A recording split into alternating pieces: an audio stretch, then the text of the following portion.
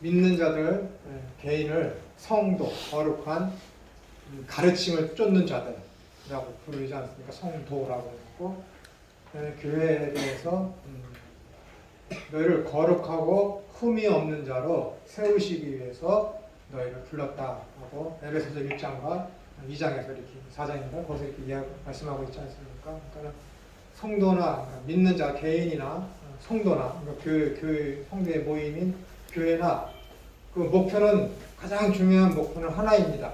그것이 무엇이냐면은 거룩입니다. 거룩하게 하기 위해서 우리를 불렀고 거룩한 삶을 훈련받고 살아가게 하기 위해서 교회를 하나님께서 세우신 것입니다. 그 다음에 부차적인 것들이 선교 활동이며 섬기는 그런 것들이 부차적인 것입니다. 교회의 제일 가장 중요한 것은 무엇이냐면 거룩입니다. 오늘날에 더욱더 그것이 강조되어야 하는 상황이죠. 교회가 거룩을 상실하고 거룩의 삶을 역할을 제대로 하지 못하기 때문에 많은 문제들이 발생하고 있는 것입니다. 그리고 거룩이라는 이것이 무엇을 의미하는지, 거룩한 삶이 무엇인지를 모르기 때문에 어떤 교회에 어떤 성도들이 많이, 교인들이 많이 모이고 헌금이 많이 거치면 그것을 지역 사회나 환원하고 이제 그런 구제 사역에 힘을 쓰는 것이 아니라 어떻게 하면은 교회의 건물을 더 휘황찬란하고 크게 지을까 그런 쪽으로 머리가 돌아가게 되는 것이죠. 교회에 어떤 제대로 된 역할이 이루어질 수가 없는 것이죠. 그런 것들. 그래서 유럽에서는 교회가 문화가 되었고 미국에서는 교회가 기업이 되었고 대한민국에서는 교회가 뭐라 그러죠? 큰 기업은 뭐라고 그럽니까?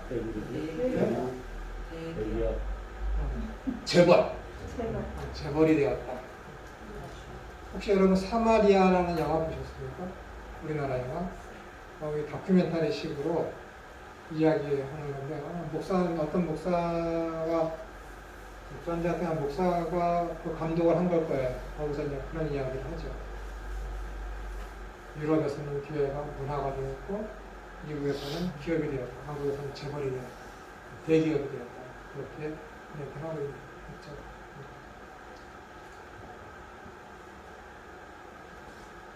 교회는 하나님의 거룩한 공동체이며 교회는 하나님의 거룩한 나라 백성입니다. 본문, 그러니까 베드로전서 2장 9절부터 10절까지 말씀하는 거예요. 본문에 나오는 택하신 족속, 거룩한 나라, 소유된 백성, 하나님의 백성이라는 단어에 다시 한번 주목해 보시기 바랍니다. 이 단어들은 교회가 하나님의 거룩한 공동체라는 것을 명백하게 밝히고 있는 것입니다. 아래 보시면은 각주 5번 있지 않습니까? 에드노스 하기온. 그래서 나라로 번역된 에드노스는 어느 경계가 있는 국가를 나타내는 나라의 의미가 아니라 집단, 다수, 무리를 나타내는 단어입니다. 그러므로 교회는 거룩한 무리들의 모임인 것입니다. 거룩하신 하나님께서 선택하여 불러 모이게 된 공동체가 이 단어에서조차도 완전히 거룩한 나라라는 단어에 아주 강력하게 내포하고 있습니다. 10페이지.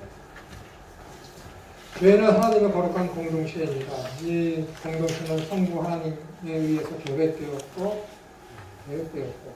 성자 하나님에 의해서 창설되었으며 성령 하나님에 의해서 운영되고 있는 거룩한 조직체입니다.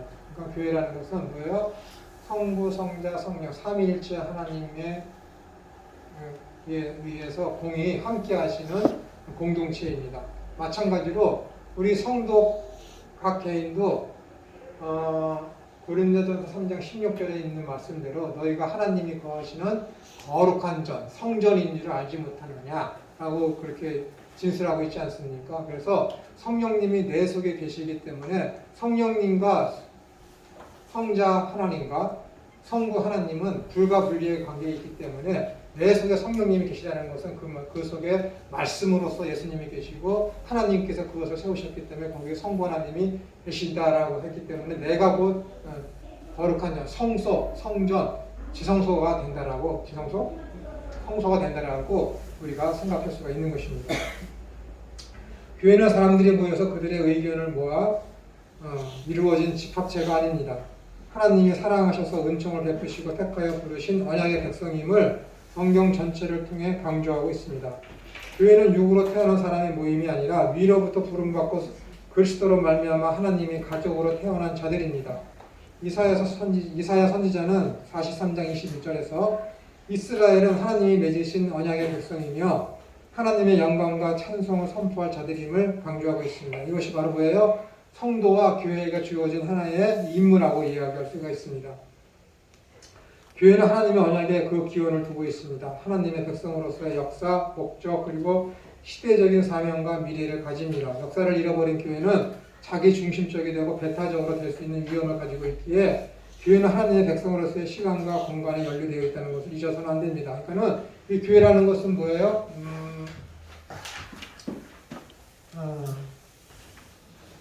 예전부터 계속 좋은 것을 이렇게 가져서 그것을 배양시키고 좋게 하면 좋은데 예전에 실패하고 실수하고 사람들한테 폐해를 입혔고 교회에 손해를 입혔던 그런 제도들을 버려야 되는데 어떻게 버렸던 것을 다시 가지고 와서 답습하는 그런 사례들이 굉장히 많이 있습니다. 이를테면은 교회에서 뭐 교육을 한다고 그래갖고 신령학자들이 하는 심리적인 그런 것들을 교회에 가지고 들어와서 아버지 학교니 알파와 오메가 교육이니 굉장히 다양한 그런 것들 있지 않습니까? 그런 것들이 예전에는 17세기 그 시대에 스페인이나 이런 서부 천주교에서 행했던 그런 모든 교육 방법들이었거든요. 그것을 잘못되었다라고 해서 천주교가 버린 것을 지금 300년이 지난 이 시기에 400년이 지난 이 시기에 교회 개신교가 갖고 와서 그것을 그대로 답습하고 있는 것이 알파와 오메가 교육인가? 그런 것들입니다. 그냥 알파거든요. 그냥 알파예요? 네. 그런 교육들을 하는 거예요. 그러니까는 그것은 옳지 않습니다. 그냥 뭐 아버지 학교니 해갖고 뭐 원효식 목사님인가 뭐 서울 북가야동에 있는 그 교회에서부터 쭉 해갖고 하는데 그런 거 옳지 않습니다. 심리적인 그런 것들을 이용해서 하면 좋겠지만은 그건 매우 비성경적이고 바람직하지 않은 것. 그것은 세상에서 할 수 있는 것이지 교회에서는 그런 것들이 그런 것들이 교육으로다가 이루어질 수가 없는 거예요. 교회에서는 예수님만 증거하면은 되는데 예수님에 대한 그런 확실한 신앙과 믿음이 없기 때문에 어떻게 되는 거예요? 자꾸만 외부에 있었던 그런 교육적인 방법들을 그런 내용들을 가지고 교육을 하는 것이죠. 사람들을 만족시키기 위해서. 근데 예수님에 대한 성경에 대한 확고한 지식과 믿음이 있으면은 그런 외부에 있는 세상적인 그런 지식들과 그 방법들을 교회에 갖고 와서 사용할 필요가 있겠습니까? 없는 거예요. 자신이 없기 때문에, 안 되기 때문에, 믿음이 없기 때문에 그런 것들을 가지고 들어와서 하는 것이죠. 제가 아는 많은 목회자들이 그런 방법들을 허다하게 많이 사용하고 여기에서 저런 전공 방법, 저기에서 저런 교육 방법이 있으면 그걸 가지고 와서 돈 몇십만 원씩 내고 와서 배워서 와서 교회에서 접목시킨다고 하지만은 성공한 교회가 얼마나 있습니까? 2% 미만입니다. 안 돼요. 절대 그런 것을 교회에서는 그냥 아까도 제가 초기에 말씀드렸지만은 목회자 특히 목사님들의 인생 최후에 남아야 될 것은 뭐냐면은 예수님의 흔적만 남는 거예요. 믿음이 연약하기 때문에 불안하기 때문에 자꾸만 그런 교육적인 방법들을 가지고 와서 하는데 성공 사례가 2% 미만이라는 것이 교회에서 그런 것을 할 필요가 없다라는 것이 증거되어지는 것입니다. 그러니까 영적인 것은 영적으로 분별해야 되는데 자꾸만 영적인 것은 심리적인 것으로다가 영적인 것과 심리적인 것을 동일한 것을 여기기 때문에 자꾸만 그런 일이 벌어지는 것. 제가 마음이라는 것에 대해서 그런 책들이 많이 있기 때문에 여러 번 이걸 읽어봤거든요. 그러니까 사람들이 우리의 어떤 영적인 그러한 것들이 우리 뇌의 이 마음 속에 있는 것이 우리 마음하면 여기 있지만은 이것을 주장하는 것이 이것이 아니라 머리잖아요. 그래서 이 뇌 속에 마음이라는 것과 뇌라는 것을 많이 보았는데 그 뇌 속에 영이 차로 뇌가 마음이고 마음이 영이 아닐까라고 하거든요. 그러나 그것은 전혀 질적으로 다른 거예요. 그러니까 사람들이 영적인 일을 했을 때는 어떤 신비적이면서 능력적이면서 어떤 그런 어떤 것으로다가 여기고 있지만은 영적인 것이라는 것은 무엇이냐면은 믿음을 얘기하는 거예요. 믿음이라니까요. 믿음이에요. 성경을 볼 때 영적인 것을 영적으로 봐야 하느니라 하실 때 믿음의 눈으로 성경을 보는 것하고 믿음이 없이 일반인들이 성경을 보는 것하고 믿음을 가진 보수적인 목회자가 성경을 보는 것하고 자유주의 신학에 물들어 있는 목회자가 성경을 보는 것하고 완전히 딴판이에요. 믿음의 눈으로 보느냐 믿음의 눈으로 안 보느냐, 나는 그 차이가 뭐예요? 영적으로 성경을 보느냐 영적으로 성경을 보지 않느냐는 차이입니다. 그것이 뭐예요? 뭐? 영적인 것은 영적으로 분별해야 하느니라 라는 것입니다. 영적인 것을 영적으로 분별한다는 것을 저 사람이 지금 옳은가 아닌가, 요한 1서에 보면 뭐라 되어 있습니까? 그가 옳은지 아닌지를 어떻게 돼요? 영적으로 분별하라고 그러잖아요. 응?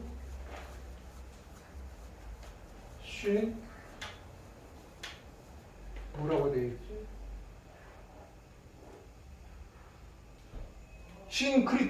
신크리티즘에 함께 분별하라 라고 되어 있어요. 그러니까 믿음의 눈으로 보는 거, 믿음의 눈으로 그가 옳은지 아닌지를 어떻게 되는 거야? 말씀과 함께 그를 믿음의 눈으로 보라는 것이지, 기도를 통해서 하나님 그가 옳습니까? 안 옳습니까? 물어보라는 게 아니라니까요. 물어보라는 게 아니에요. 어떤 계시를 받아서 저 사람이 하는 행동이 옳은가 아닌가, 그렇게 영적인 것을 영적으로 분별한다는 그런 것들이 아니라 말씀을 말씀이 우리의 표대가 되고 말씀이 우리의 헌법에 대해서 말씀을 통해서 그가 하는 말과 행동이 옳은지 안 옳은지를 말씀을 통해서 분별하는 것이 뭐예요? 영적인 것은 영적인 것으로 분별하느니라. 그 의미라는 거예요.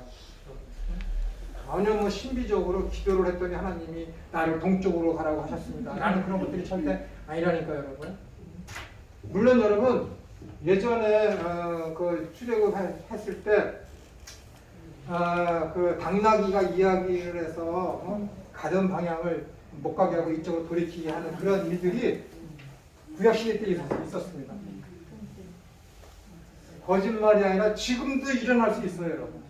그 하나님이 정말로 당신의 사랑하는 백성이 우지몽매에서 이쪽 길로 가야 되는데 그쪽 길로 가지 않고 자꾸 이쪽 길로 가면은 하나님이 바꾸십니다.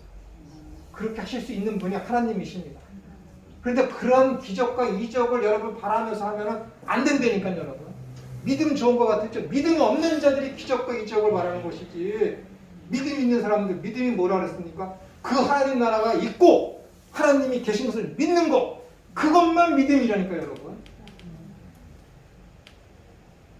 진짜 하나님이 계신 거, 하나님이 일을 해주실까? 그 하나님 나라, 그 믿음이 있으면 어떻게 되는 거예요? 내가 어느 길을 가든지 간에 자유롭죠, 여러분. 얼마나 편안한데요, 여러분. 이 믿음이 있으면, 진짜 성경에서 제시하는 이 믿음이 있으면 너무 편하다니까요, 여러분. 결과를 하나님께 맡기면 너무 편안하다니까. 결과로부터 자유로우니까, 여러분. 이해 못하시면 첫날 얘기해도 소용없어요, 여러분. 첫날 얘기해도 소용없습니다. 진리가 너희를 자유케 하리라.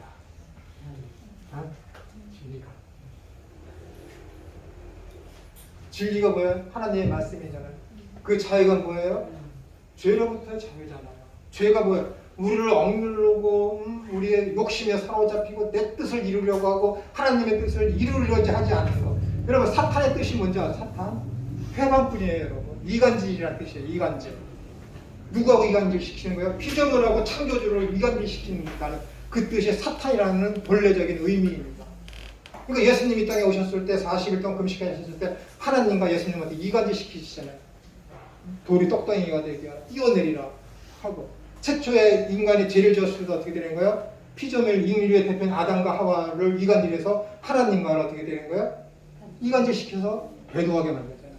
그게 사탄이 하는 일입니다, 여러분.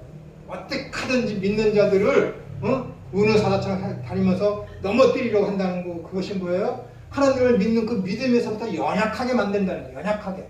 하나님 나라를 사모하는 그것을 흐리게 만들고, 하나님이 계시다는 것을 할 때 하나님이 진짜 계신가? 이렇게 된 내가 인생이 이렇게 힘든데, 이렇게 어려운데 하나님이 계신가? 그렇게 흐려지게 만드는 것.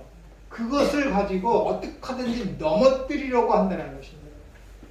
어떤 사람들한테 재물을 통해서 넘어뜨리고, 어떤 사람들한테 있는 거 빼앗겨서 넘어뜨리고, 아주 가진 방법으로 그 사람의 심리를 잘 알고 있기 때문에, 영적인 상태를 사탄이 잘 알고 있기 때문에 그런 것을 이용해서 하나님으로부터 관계를 멀어지게 하는 그 행위가 어떻게 되는 거예요? 어떻게 하든지 간에 믿는 자들을 넘어뜨리려고 하는 게 사탄의 일입니다.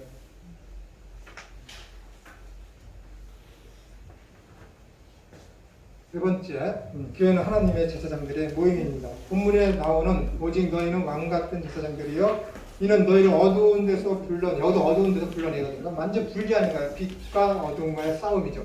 그의 기이한 빛에 들어가게 하신 자의 아름다운 덕을 선전하게 하려 함이라. 한 말씀에서 다시 한번 주목해 보시기 바랍니다. 이 말씀들은 교회가 하나님의 제사장들의 공동체라는 것을 명백하게 밝히는 것들입니다. 이 사실에서 우리는 하나님과 선민과의 관계가 어떤 성격을 갖는가를 발견할 수가 있습니다. 하나님께서 선민을 택하신 이유를 알 수가 있습니다. 선민의 사명과 목적이 무엇인지를 알 수 있다는 것입니다. 선민의 사명과 목적은 한마디로 하나님의 제사장의 나라가 되는 것입니다. 다시 말씀드리면 하나님의 선교의 도구가 되는 것입니다. 하나님의 봉사의 도구가 되는 것입니다. 하나님의 교육의 도구가 되는 것입니다. 제사장의 일이 무엇입니까? 제사장의 일은 사람과 하나님 사이를 연결하여 화목시키는 일입니다. 이스라엘 민족은 하나님으로부터 뽑힌 민족이었고 하나님의 거룩한 나라였지만 제사장 나라의 사명을 감당치 못함으로써 선민의 복을 교회에게 빼앗겼습니다. 이것이 어디에 있는 거예요? 로마서 8장부터 쭉 나와 있지 않습니까? 그래서 하나님이 이스라엘을 버리신 것이 이유가 뭐라 그랬습니까? 그들로 하여금 시기 낳게 하려고. 이방인들에게 복음이 들어가게 해서 그들로 하여금 나중에는 저들이 하나님을 믿음으로 말미암아 이렇게 하나님 나라에 들어가는구나라는 그런 것을 깨닫게 함으로 말미암아 시기케 해서 자기들도 나중에는 건급하시는 하나님에게로 돌아오게 하게 하기 위해서 하나님께서 이스라엘을 지금은 버렸다라는 거예요. 아주 버린 게 아니죠.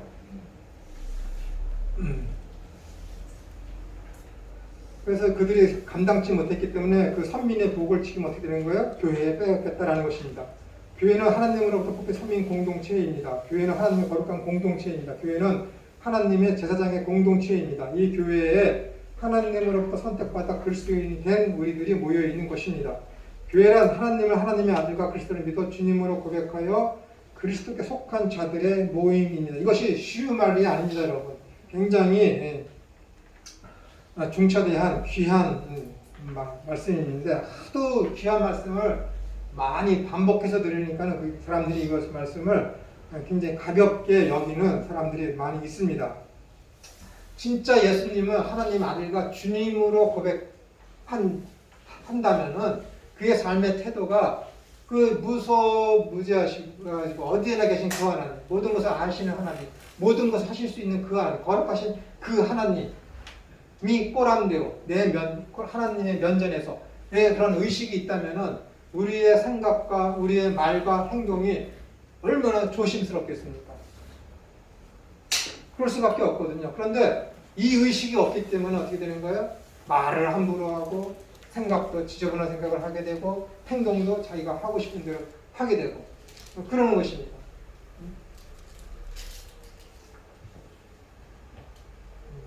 이런 의미에서 봤을 때 진짜 참된 신앙인을 찾아보기란 굉장히 힘든 것이죠.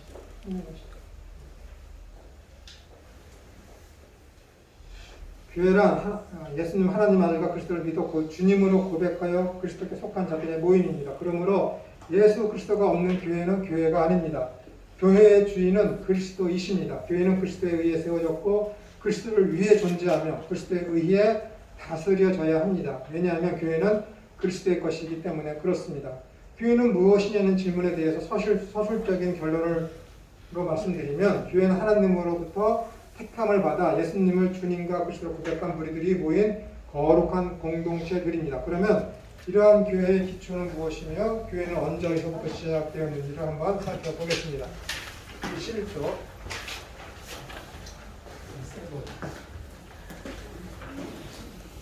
새 거죠? 새 거.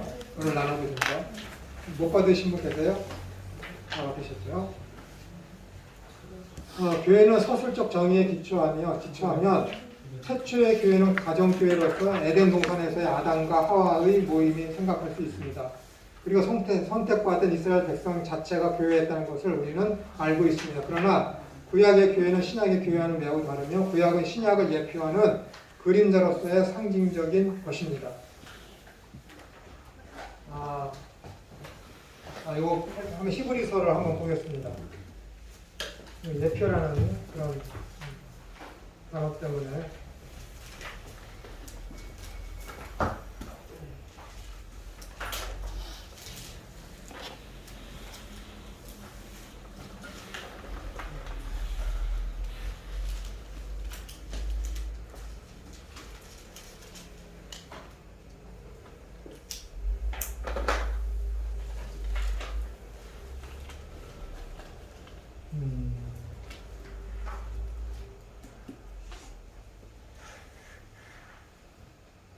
그 히브리서의 그 비유라는 단어가 혹시 어디 있는지 아세요? 11장에?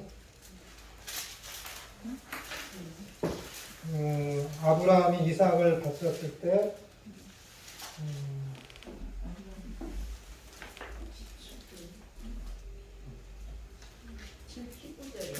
19절이요?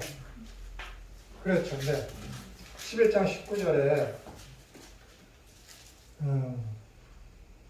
그가 하나님이 능히 이삭을 죽은 자 가운데서 다시 살리실 줄을 생각한지라 비유컨대 그를 죽은 자 가운데서 도로 받은 것입니다.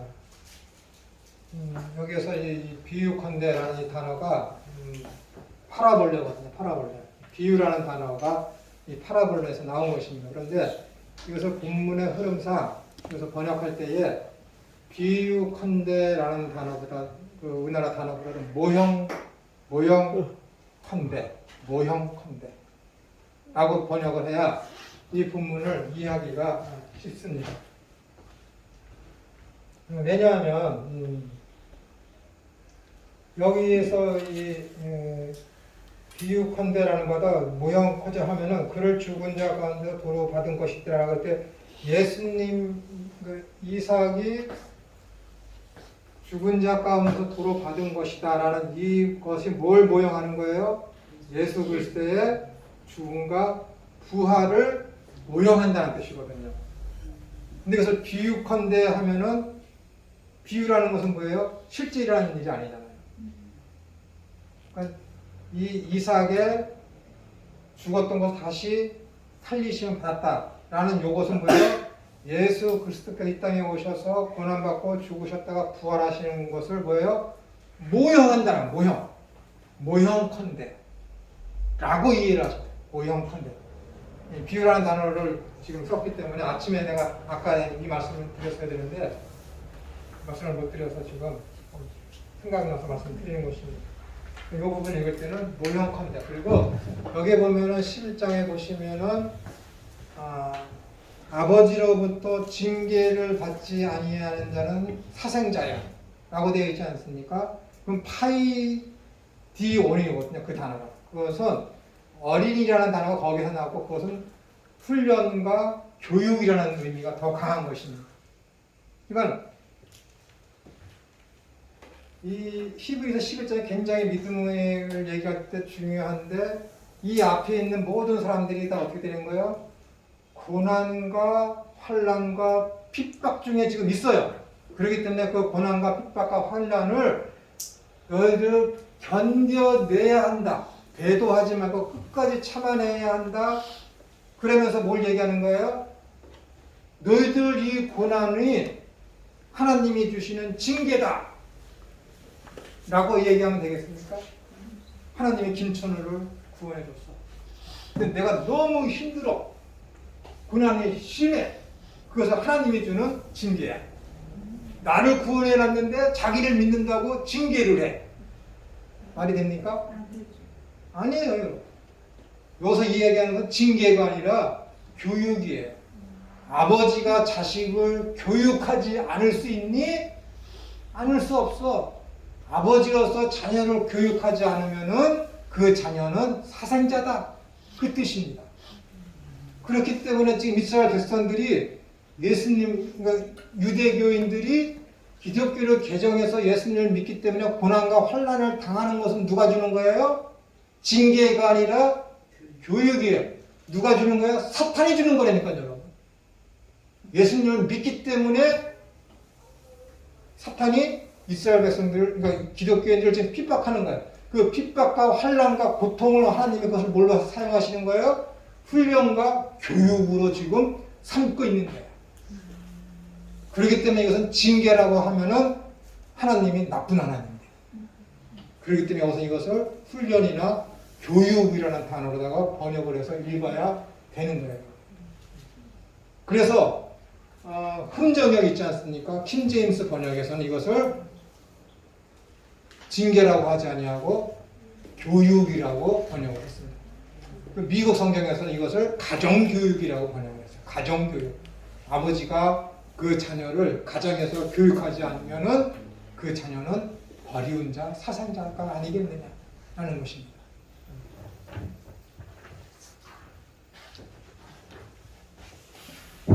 그래서 이게 오는 모든 고난은 사탄이 주는 것이지만은 하나님이 그 사탄이 주는 모든 고난과 어려움을 성도들의 믿음을 인내케 하고 성장시키는데 그것을 하나님이 사용하시는 것이죠.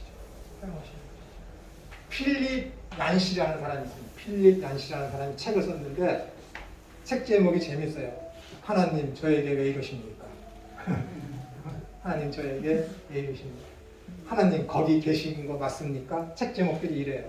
고난에 대해서 이 사람이 많이 했는데 좀 가벼운 면들이 많이 있지만은 합당한 답을 많이 주기도 합니다.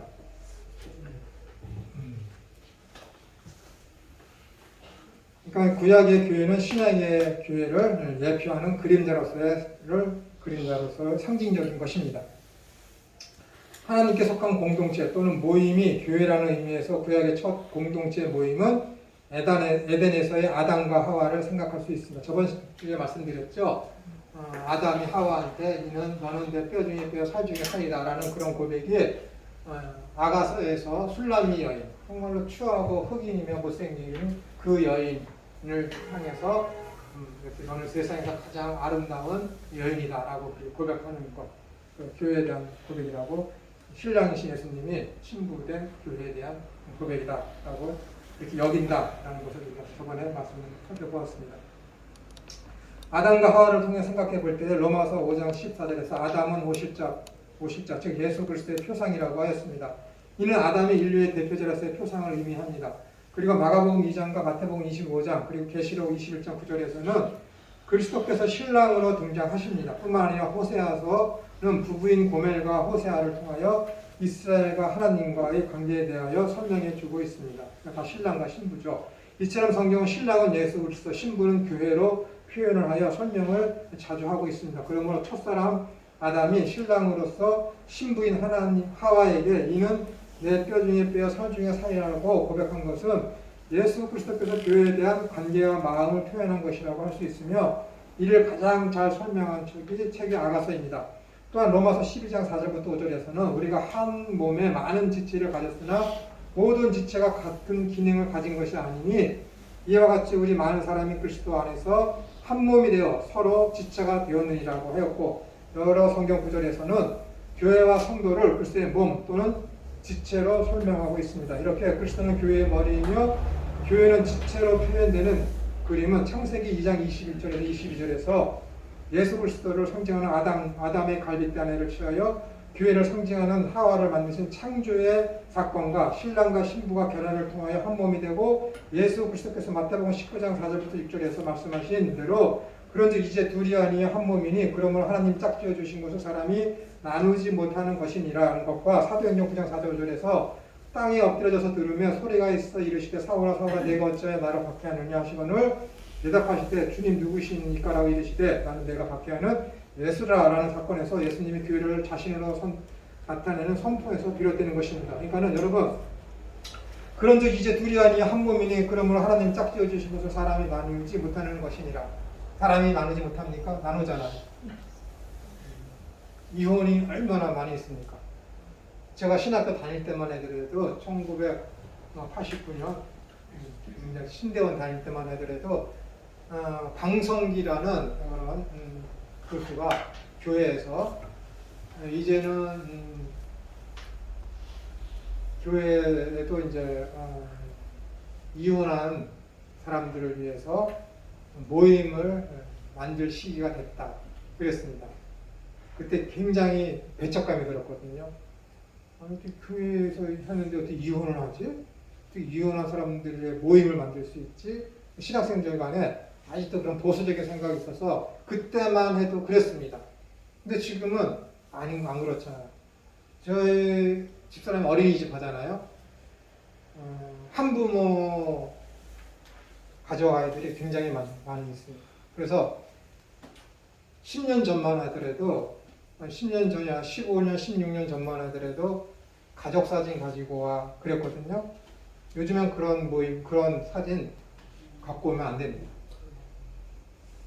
가족 사진 가지고 와 그러면은 아예 조부모랑 사는 아이들도 있고 한부모랑 사는 아이들이 많기 때문에 그런 어떤 사진을 가지고 와서 가족 사진을 이렇게 걸어놓는다든지 하는 것은 벌써 15, 16년 전부터는 그런 것을 하지 못했습니다. 15, 16년 전에는 좀 조심스럽게 했지만 이제는 아예 그런 거는 꿈도 꾸지 못해요. 제가 왜 이 말씀을 드리냐면은 하나님이 짝지어준 것을 사람이 이렇게 디바이디드, 세퍼레이티드 하지, 분리시키지 못한다. 라고 하면은 그런 사람들은 다 하나님의 이런 중요한 계명을 어긴 것이기 때문에 교회에 발을 들여놓으면 안 되잖아요. 이게 그 말씀이 아니에요. 교회와 하나님과의 그 관계를 얘기해요. 영적인 그런 면에서. 물론 부부는 결혼하면은 이혼하지 않는 것이 더 바람직하죠. 그러나 맨날 붙어서 싸우느니 그렇지 않겠습니까? 자문서에도 있잖아요. 야, 너희들 이렇게 있어서 매일같이 형제 모여 싸우는 것보다 차라리 그냥 헤어지는 것이 훨씬 낫다. 자문서에도 있습니다. 그렇기 때문에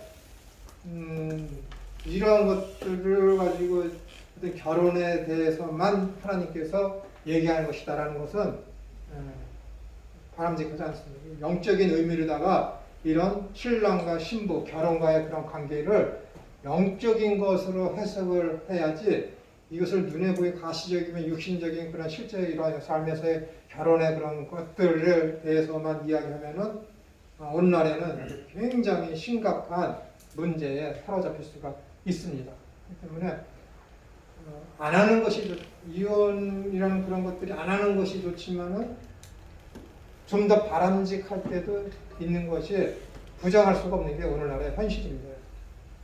이상하게 그럴 것도 없습니다. 결혼 30년, 올해가 이제 제가 이제 30주년 기념인데, 저도 올해 이렇게 살아오면서 심각하게 다툰 적이 3번 있어요.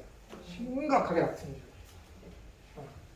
심각하게 다퉈서, 여보, 이제 우리는 그만 삽시다. 그런 적이 있어요. 그럼 우리 집사람이 신학교 교수가 얘기하면 그렇게 얘기하죠. 이게 교회와 하나님과의 관계지 또 육신적인 관계를 얘기하는 거냐. 성경 말씀은 어떻게 그렇게 해석하느냐. 그 얘기하다가 내가 미안해. 그렇게 되는 거죠. 이 얘기를 되는 거죠. 저희 아이가 이제 결혼을 하는데 네. 제가 이제 축하드립니다. 아이들을 데려놓고 그렇게 성경적인 이야기로 이제 하나라는 거에 대한 적용을 했어요. 네. 그리고 이제 맨 마지막에 이 말씀을 가지고 짝지어준 것을 나누지 못한다 이런 식으로 얘기를 했어요. 이제 부분적인 이 그림을 그런 말씀 필요하죠. 네. 네. 그래서 그걸 제 생각에는 저 혼자 노파심에 이제 그려본 건데 결혼식 자체에 그 성경 구절과 더불어서 그 환경을 이렇게 한번 저거를 그려주고 싶더라고 그 화면으로. 그런데 어쨌든 이러한 얘기를 한번 해본 적이 있어요. 저기 현숙한 아내 때문에 살고 있는 거지. 교수님도 훌륭하셔요. 아, 그러니까 그걸 아신다. 뿌리 빨리 내린 게 교수님이죠. 뭐. 잘하시는 그러니까 이 말씀은 예수님과 교회와의 그런 관계적인 면으로다가 더 깊이 있게 생각해야 되는 부분이지 육신적인 그런 관계, 결혼과의 그런 관계보다도 신랑이신 예수님과 신부인 교회와의 그 관계적인 면으로다가 생각할 때 성경적이다라고 우리가 바라볼 수 있습니다.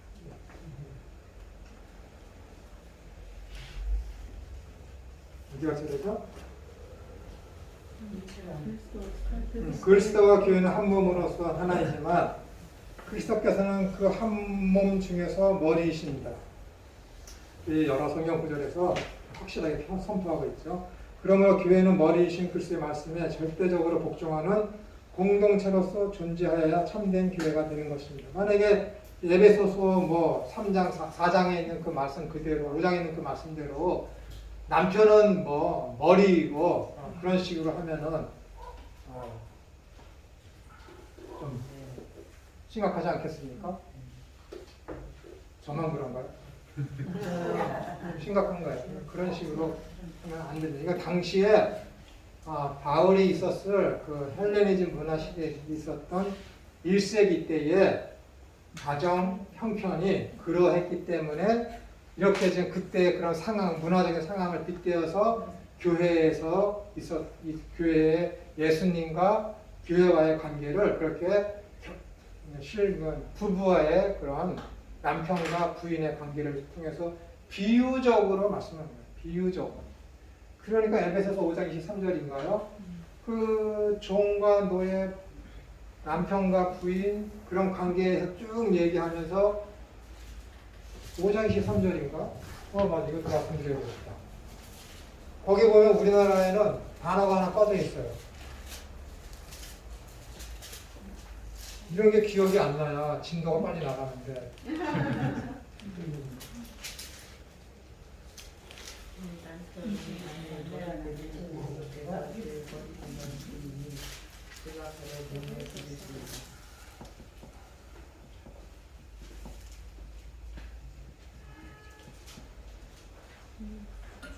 어디 있는 거죠? 여기 5장 32절.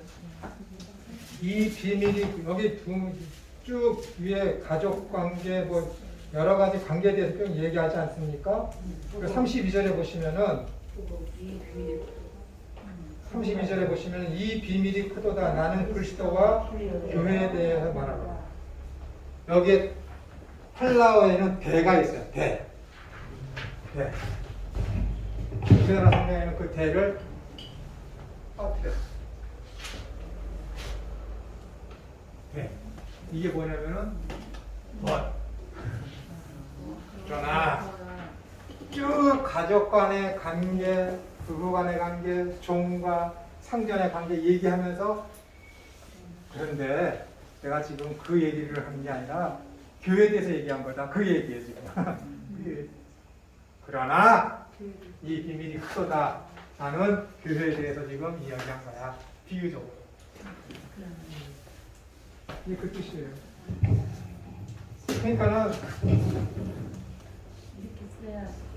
부부간의 어떤 그 이혼하지 않는 게 바람직하지만은 성경에서 이런 이야기하는 그 예수님께 마태복음 25장에서 얘기하신 것은 그 이야기가 아니라요. 그 이야기.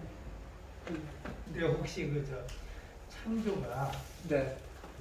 그 부부의 창조가 그것에 기인한 것일 수 있지 않나요? 어떤 거요? 하나님 이제 부부에 대한 부분이 네. 창조한 그 사람 만들고 부부에 대한 개념 이런 것들이 그 하나님과 또한 예수 그리스도와 그 교회에 대한 그런 것을 설명하기 위해서라든가 아니면 그것에 대한 본질이 그렇다는 형식으로 해서 그 부부의 개념을 만들어 놓으신 것 아닐까? 맞습니다. 예. 그렇게 바라보는 게 맞습니다. 자세히 말씀을 못 드리지만은 제가 늘 말씀드리지 않습니까? 태초에 하나님의 천지를 창조해. 레시트라는 것이 뭐예요? 태초라는 그 단어가 품고 있는 것이 하나님 나라가 시작되었다라는 뜻이잖아요. 태초라는 것이. 그리고 여러분 레브라는 히브리어 단어가 마음이거든요. 레브. 그리고 헬라어의 카르디아. 이게 마음이라는 것이 여러분 레브거든요. 이게 집을 얘기하는 거예요. 이게 집을 상형으로 해서 맞는 건데 이게 하나님 나라거든요. 이거는 이제 교육, 지식 이런 뜻이에요. 참된 피조물이 가져야 되는 마음, 사람이 가져야 하는 본질적이고 근본적인 마음이라는 것은 이 마음 속에 무엇이 있어야 되냐면은 하나님 나라에 대한 지식이 있어야 된다는 거예요. 이게 그게 마음이라는 거예요. 그게 진짜 마음이에요. 이 마음이라는 단어는 히브리 사람들이 생각할 때는 이 마음이 뭘 의미하냐 했을 때는 그들이 가는 것은 암과 의지예요. 의지. 그래서 레위기에서 마음과 뜻과 성품을 다해서 주 너의 하나님을 사랑하라 했을 때는 마음과 뜻과 의지는 같은 말이거든요. 마음을 다해서 주 너의 하나님을 사랑하라는 것은 목숨 바쳐 사랑하는 거예요. 목숨 바쳐. 그러니까는 뭐예요?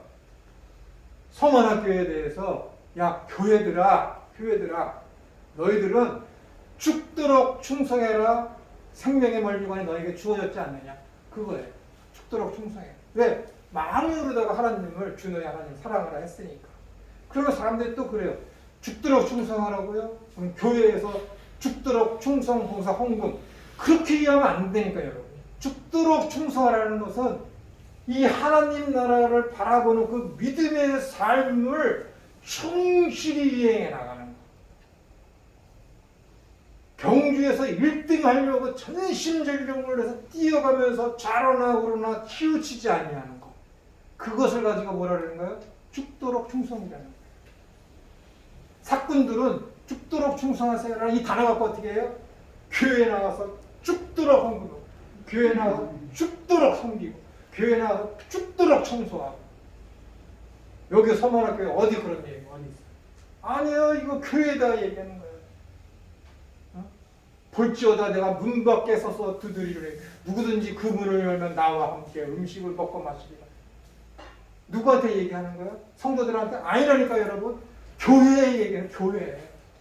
예수님이 찾아왔는데 이 부적것없는 인간 목회자들과 성도들이 예수님을 못 알아보거든. 진짜 믿음이 무엇이냐고 예수님 갖고 와서 설명하는데 그 예수님을 배격을 해. 누가? 교회가. 지금 교회에 편지를 쓰는 거예요. 교회에 쓰는 거잖아요. 그 교회에다가 뭐예요? 야, 문 열어라 그러니까 예수님이 오셨는데 교회가 문을 안 연다니까. 웃기지 않아요, 여러분? 예수님이 교회의 주인이신 머리이신 예수님이 왔는데 교회가 문을 안 열어. 그 문을 열면 뭐예요? 내가 너와 함께 들어가서 먹고 마시는. 얼마나 슬픈 이야기. 눈물 나는 이야기지. 주인이 찾아서 예수님 하나님께서 포도원 주인인데 종들을 보냈네. 잡아줘. 그만 때렸어. 아들을 보냈네. 죽여버리네. 똑같은 얘기잖아요. 이게. 응? 교회의 얘기야. 교회. 사람들 모인 거기에다 대고 죽도록 충성하라는 것을 이게 건물적인 그 예배당 안에서의 충성 봉사하는 것을 이야기하는 것은 다 사건입니다. 그 뜻이 뭔지도 모르면서 서만학교회가 어떻게 되냐면 칭찬만 들은 교회잖아요. 칭찬만. 빌라델비아 교회하고 서만학교회 칭찬만. 거기다 대서 하나님께서 뭐라 그러는 거예요? 죽도록 충성하라. 너 왜? 너 생명의 멸류관 받았잖아. 잘하고 있는 교회에다가 뭘 충성을 더하라고 그래요? 뭘 죽도록 충성을 더하라고.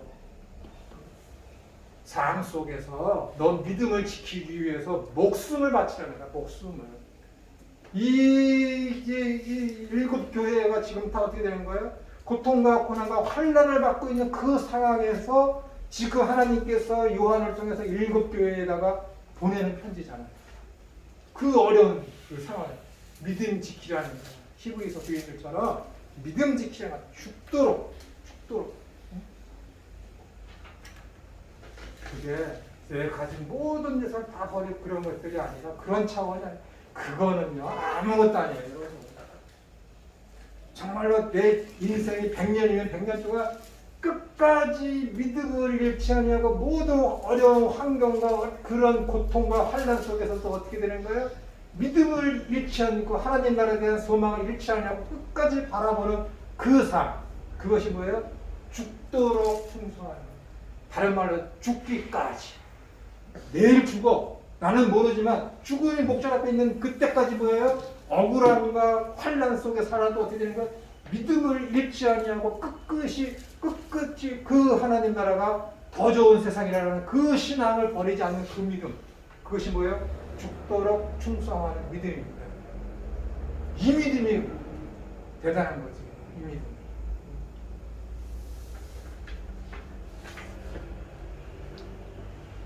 제가 여러분들이기 때문에 점잖게 얘기하는 거예요. 친구들 모아놓으면 고개도 아무도 못 듭니다. 제가 점잖게 얘기해서 강아지 별욕 다 합니다. 별욕 다 해요. 지들이 지은 자가 있기 때문에 교회 건물 하나 더 올리려고 사택 좀 더 삐까삐까하게 좀 더 세우려고.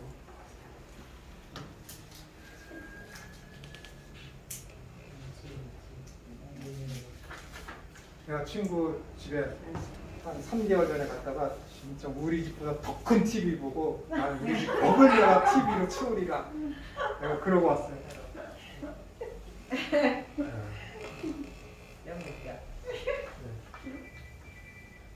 그렇습니다. 눈에 보이는 것은 항상 보암직도 하고 먹음직도 하는 거예요. 그것이 육신의 정욕, 안목의 정욕, 이생의 자랑. 믿음이 약해지면은 그렇게 생깁니다.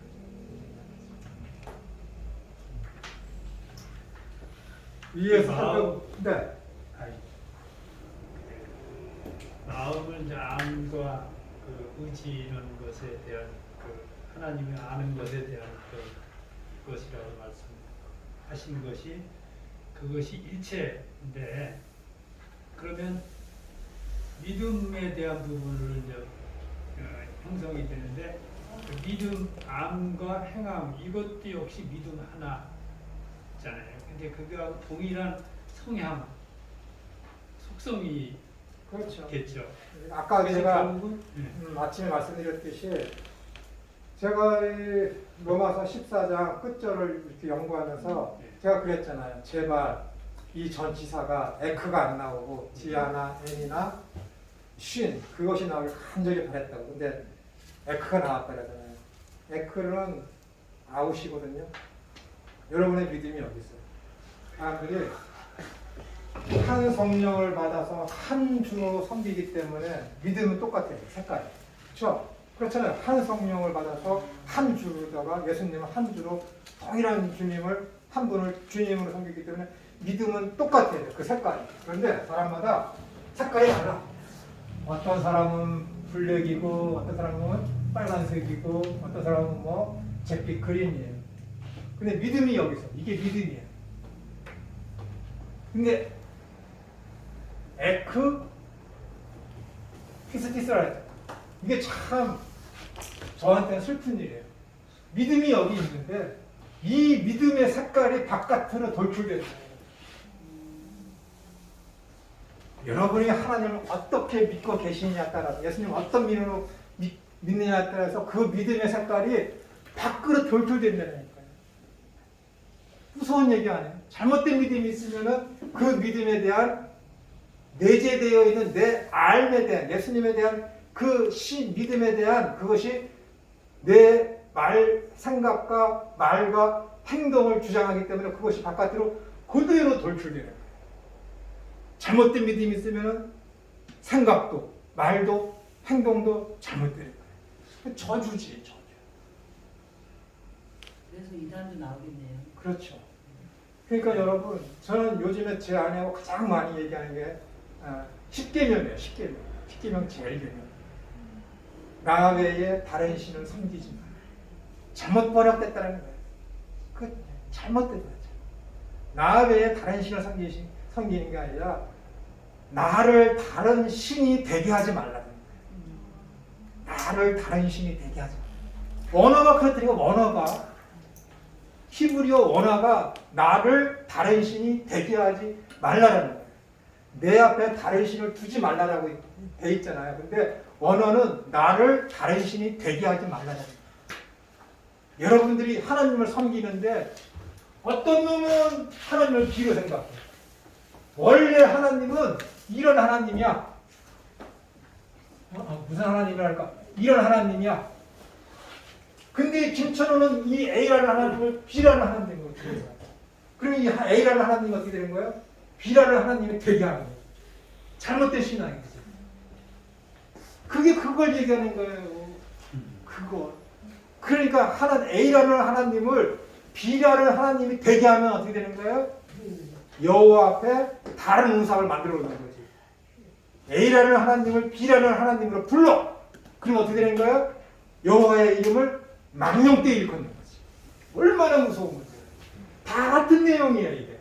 1계명, 2계명, 3계명. 그러니까 말라기에서 뭐라 그러는 거예요? 10계명, 11조를 내지 않았는데 너희들이 내 11조를 훔쳤느니라.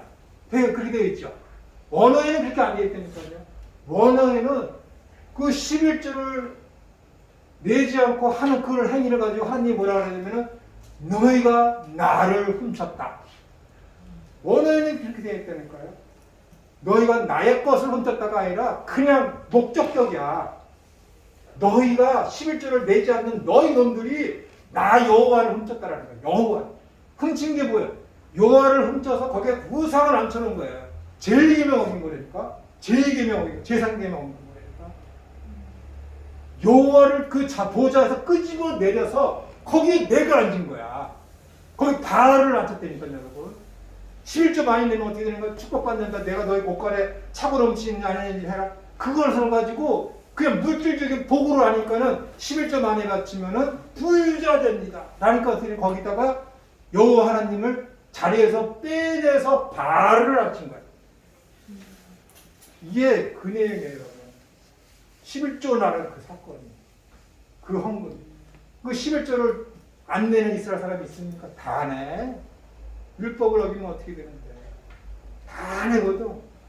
근데 그 11조를 관장하는 제사장들이 어떻게 해? 11조를 바치면 어떻게 해? 고아와 과부와 나그네를 위해서 곳간에 쌓아둬야 돼. 근데 그거 어떻게 해야 돼? 나쁜 거는 곳간, 좋은 거는 자기 거. 그 짓을 하는 거야. 그 짓을 역사적으로 보는 거야. 그러니까는 뭐예요? 요 제사장들, 교회 지도자들이 하나님을 두려워하지 않는, 하나님을 없인 여기는 거야. 하나님을 없는 것처럼 한다니까, 성전 안에서. 그러니까 하나님은 어떻게 되는 거야? 보좌에서 성소를 끄집어 내려서 거기에 자기가 아니야. 그 말락에서는 그 이야기를 하는 거지. 지도자들이 들여온 그 11조를 가지고 자기 배만 불리는 거야. 자기 배만. 그런 것을 가지고 이놈들이 나 여호와를 훔쳤다 얘기해요. 11조를 훔쳤단 말은 없어요. 거기 언어에는. 저놈들이 나 여호와를 훔쳤다. 나를 훔쳤다. 이상하지 않습니까? 나를 훔쳤다. 그 보좌 자리에 사람들을 끄집어 내린 것이지.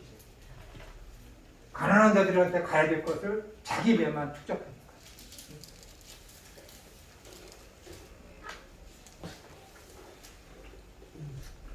위에서 살펴본 바대로 구약의 하와와 이스라엘은 교회를 상징하는 그림자로서의 역할을 통해 희미한 교회의 모습과 상태를 보여주고 있습니다.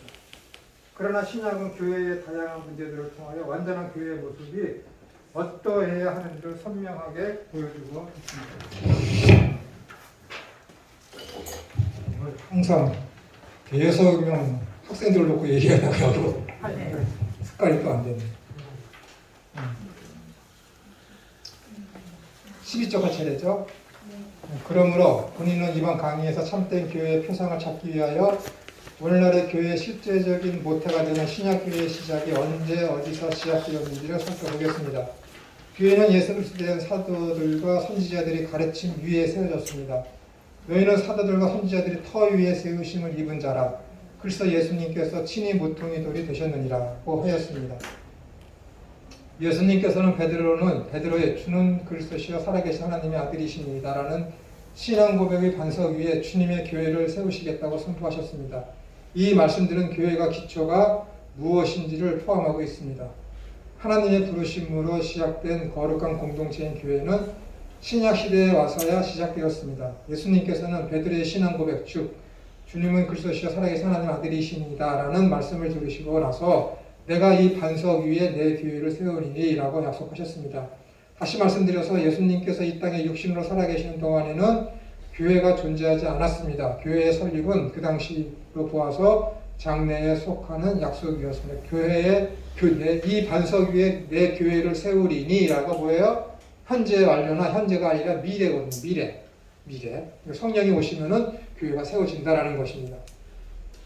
어떤 이들은 교회가 거룩한 모임의 공동체라면 예수님을 따르는 제자들의 모임도 교회가 될 수 있다고 합니다. 그러나 이것은 잘못된 가르침입니다. 왜냐하면 교회는 거룩한 모임의 공동체, 즉 성령을 받은 무리들의 모임을 가리키는 것인데 교회라는 공동체를 세우시기 위한 성령님이 임재하심은 오순절이 되어서야 있기 때문에 그렇습니다. 그러니까는 예수님께서 세우신 그 12 제자가 있던 그 시기도 어제요. 아직도 구약 시대죠. 구약. 왜냐하면 예수님께서 십자가에 달려 돌아가셔서 구속의 사건이 이루어지기 완성되기 다 이루었다라는 예수님의 그 선언이 있기 전에 있어진 말씀이니까는 이것도 아직도 구약에 속하는 말씀이고 구약에 속하는 어떤 하나의 언약입니다. 베드로의 신앙 고백이 있고 예수님의 약속이 있는 그 순간에는 아직 성령이 임재하지 않으셨습니다. 성령을 받아야만 우리가 거룩한 성전이 되는 것입니다. 고린도서 3장 16절에 보시면은 너희는 너희가 하나님의 성전인 것과 하나님의 성령이 너희 안에 거하시는 것을 알지 못하느냐. 고린도서 6장 19절에 보시면은 너희 몸은 너희가 하나님께로부터 받은 바 너희 가운데 계신 성령의 전인 줄 알지 못하느냐. 너희는 너희 자신의 것이 아니라 이렇게 되어 있습니다. 그러므로 오순절 이전의 제자들의 모임은 교회가 아니었고 구약의 이스라엘과 오순절 사이에 긴장의 순간이었습니다. 그러나 엄격하게 자로 돼서 자를 딱 그으면은 아직도 이 시대는 뭐예요? 구약 시대다라는 것입니다. 또한 마태복음 16 아마 여러분들이 혼란이 있을 수 있어요. 예수님이 오셨는데 어떻게 이때를 구약 시대나 신약과 구약에 어떻게 긴장 시대라고 할 수 있지? 그러나 이것이 확실한 대답입니다. 왜냐하면 성령님이 오셔야만이 신약 시대에 되니까. 왜냐하면은 새 계명을 너희에게 줍니다. 새 계명을 주는데 어떻게 언제 오시는 거예요? 성령님이 오셔야 새 계명이 어떻게 되는 거예요? 우리 마음속에 새겨진다고 했잖아요. 에스겔서 32장, 33장, 35장, 그다음 예레미야 33장에 있는 대로다가 우리에게 새 계명이 새겨지는 것은 뭐예요? 예수님이 오셔서가 아니라 성령님이 오셔서 우리 마음밭에 철필로다가 새 계명을 우리에게 새긴다고 하지 않았습니까? 그러니까 새 계명이 임하는 그 시대가 새 시대잖아요. 그러니까 성령님이 오셔야 신약 시대가 되는 것이죠. 그러니까 예수님이 이 땅에 오셔서 다 이루었다 하시기 그 이전에는 뭐예요? 신약 시대가 아직 도래하지 않았다라고 보는 것이 타당합니다. 이것이 성경적입니다.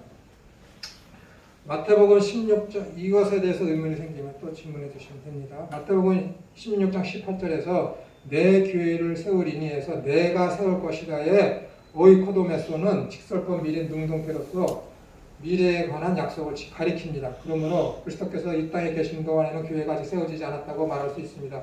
그러면 사도행전 7장 38절에서 스데반이 설교에서 과거 출애굽한 광야의 이스라엘 향하여 광야 교회라고 자칭한 것은 5분 남았다는 건데 지칭한 것은 어떻게 이해해야 할까요? 그리스도께서는 미래에 세울 것이다 라고 말씀하셨는데 스데반은 과거의 이스라엘 향하여 광야 교회라고 말하고 있습니다. 서로 모순되는 것으로 보이죠. 교회는 하나님이 부르신 거룩한 공동체입니다. 그러므로 구약 시대의 광야에서의 이스라엘 백성들도 하나님이 부르심에 따라 따로 구별된 집단이므로 교회이며 예수 그리스도의 제자들도 주님으로 부르심을 받은 공동체이므로 또 하나의 교회가 됩니다. 그러므로 오순절 성령 강림으로 모여진 공동체도 교회입니다. 그러나 구약의 교회와 오순절 강림으로 세워진 신약 교회와는 질적으로 다릅니다.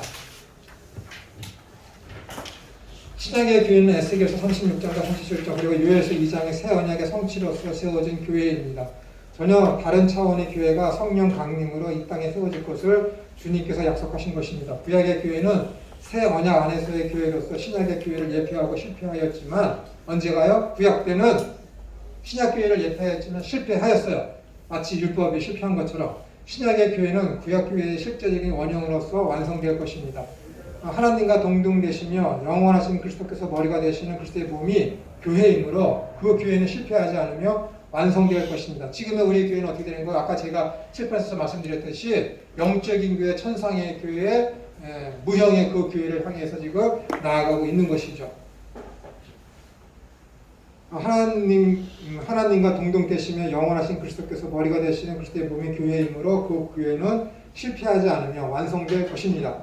구약의 광야 교회는 실체가 아닌 그림자로서의 신약의 실체적인 교회를 예표하는 모형으로서의 모형으로 실제가 아니라 뭐예요? 모형으로서의 교회입니다.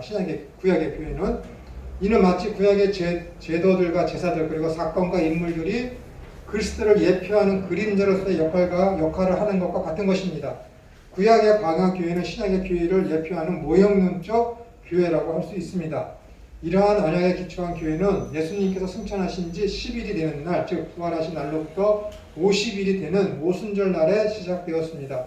제자들은 승천하시는 예수님의 마지막 분부를 따라 예루살렘에 있는 마가 요한의 어머니인 마리아의 다락방에 모여 열심히 기도하며 약속하신 성령의 강림을 기다렸습니다. 약속에 의해서 그들이 기다렸기 때문에 뭐예요? 그들의 기도와 모임 때문에 성령이 임하신 것이 아니라 약속에 의해서 성령이 임하셨다는 것입니다. 그리하여 예루살렘을 떠나지 말고 내게 들은 바 아버지의 약속하신 것을 기다리라. 요한은 물로 세례를 베풀었으나 너희는 몇 날이 못되어 성령으로 세례를 받으리라 하고 말씀하신 대로 다락방에 모여 기도하던 120명의 성도들이 500명이 아니었네. 아까 500명이라고 120명의 성도들이 오순절 날에 성령의 충만을 받아 한 몸이 됨으로 교회가 시작되었습니다. 한 분 주님을 믿는 같은 믿음을 가진 성도들이 한 성령으로 세례를 받아 한 몸을 이루었으니 곧 그리스도의 몸인 교회가 설립된 것입니다. 이렇게 오순절을 뭐예요? 지금도 뭐 성령 강림주의라고 오순절로다가 이렇게 지키고 있지 않습니까? 근데 구약의 오순절하고 신약의 오순절은 근본적인 차이가 있습니다. 구약의 오순절 때는 율법을 가지고 내려온 그때였죠. 근데 모세가 율법 10계명을 가지고 내려왔을 때 이스라엘 사람들이 어떻게 했습니까? 우상을 만들고 거기다가 절을 하면서 이것이 이 소 우상이 우리를 애굽에서 이끌어낸 하나님이다라고 했습니다. 그래서 모세가 그 오순절 때에 돌판을 던졌을 때 3,000명이 죽지 않습니까? 구약의 오순절에는 율법이 임했을 때 3,000명이 죽었어요. 그러나 신약의 시대의 오순절 때에는 베드로가 예루살렘 성에서 기도했을 때 복음을 증거했을 때 3,000명이 어떻게 되는 거예요? 회개하는 역사가 일어나고 있습니다. 그러니까는 구약의 오순절은 사람을 죽이는 것이요 신약의 오순절은 사람을 살리는 것이고 이것은 무엇을 말씀하냐면 율법은 죽이는 것이고 복음은 살리는 것이다 라는 것을 예표하고 있는 것입니다. 그렇죠? 완전히 다른 거예요. 그러니까 은혜죠. 은혜. 할 말은 되게 많은데 네, 다음에 또 시간 되면 더 자세히 말씀드리고 기도하겠습니다. 하나님 아버지, 저희들 이렇게 힘들지만은 주님을 사모하는 가운데 열정을 가지고 말씀을 사모하고 그 말씀 안에서 서로 부재케 해주셔서 우리의 영혼이 살찌게 해주시니 감사드립니다. 참된 믿음을 가지고 생각하고 말을 하고 행함을 통해서 우리 있는 그곳에서 우리가 그리스도의 증인된 자로서의 삶을 넉넉히 감당해 나가는 우리 모두가 되게 해주시옵소서.